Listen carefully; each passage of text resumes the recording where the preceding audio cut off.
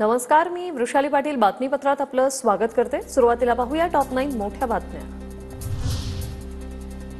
धंगेकरांच्या पत्नीवर अटकेची टांगती तलवार तयार केली। अटकेच्या भीतीने धंगेकर शिंदे गटात गेले। रवींद्र धंगेकरांच्या शिवसेना प्रवेशावर संजय राऊतांची प्रतिक्रिया। भूखंडाबाबत भाजपकडून त्रास, पण त्या कारणाने पक्ष बदलला नाही। संजय राऊतांनी केलेल्या आरोपांवर धंगेकरांचं स्पष्टीकरण। पुण्यात काँग्रेसला सर्वात मोठा खिंडार। रवींद्र धंगेकरांची काँग्रेसला सोडचिठ्ठी। शिंदेंच्या शिवसेनेत पक्षप्रवेश सत्तेत आल्याशिवाय सर्वसामान्यांना न्याय देता येत नाही। धंगेकरांची भूमिका तर होईच धंगेकर, आता लोकांना कळेल, शिंदेंचं वक्तव्य। इंद्रजीत सावंत धमकी प्रकरणात एक मोठी अपडेट। आरोपी प्रशांत कोरटकर मुंबईत दाखल।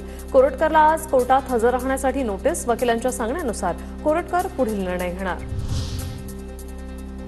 सतीश उर्फ खोक्या भोसले वकिलांमार्फत जामिनासाठी प्रयत्न करणार। जामीन न मिळाल्यास सतीश भोसले सरेंडर करणार, सूत्रांची माहिती। सतीश उर्फ खोक्या भोसले माध्यमांना सापडतो, पण पोलिसांना नाही। सतीश भोसलेवर अंजली दमन यांची पोलिसांवर टीका।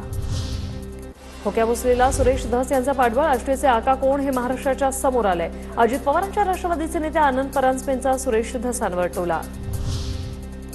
तुम्ही आमच्यावर गुंडगिरीचा आरोप करत असाल तर आम्ही 2 हात तयार करायला तयार आहोत।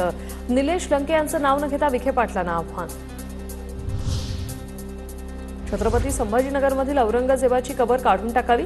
राष्ट्रवादी शरद पवार पक्षाचे खासदार निलेश लंके यांची मागणी।